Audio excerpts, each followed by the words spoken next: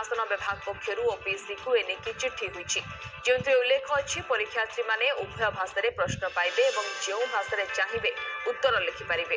बहु पूर्वरु ओडिया रे ओएस परीक्षा आयोजन लागी दाबी होई आसुथला। ओडिया अध्ययन एवं गवेषणा संस्था पक्षर एनेकी सरकार को अवगत कराजिबा परे एही निष्पत्ति निया जायतिबा सूचना मिलिछि। सर्वभारतीय प्रशासनिक सेवार 1980 मसीहारू बहु भाषा रे परीक्षा होई आसुछि। वर्तमान 22टी भाषा परीक्षा होउछि किंतु ओडिशा प्रशासनिक सेवा बा ओएस परीक्षा ओडिया भाषा रे होई पारु नथिला।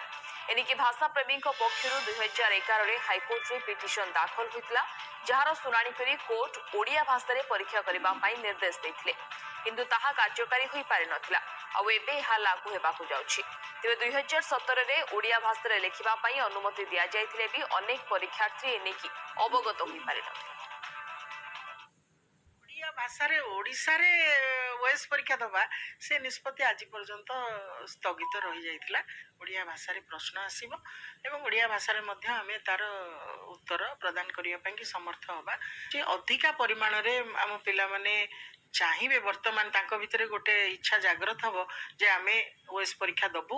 जेहेतु मो ट्रेवल एरिया आसी तो मु जानछि कि ट्रेवल एरिया पिला इंग्लिश रे बहुत वीक थांदी तो जदि भी से माने ओडिया रे दउचंती सरकार का द्वारा एटा हेई पारुछि ताले ट्रेवल एरिया पिला माने बहुत उपकृत हेबे। आईएएस परीक्षाटा ओडिया मीडियम रे होतला किंतु ओएसटा हो नथला सेति पिला माने बहुत असुविधा होतले जो माने गवर्नमेंट स्कूल पिला से माने टिके असुविधा होतले आ एबे जेहेतु ओडिया मीडियम रे हे जाइछि बहुत भल सुविधा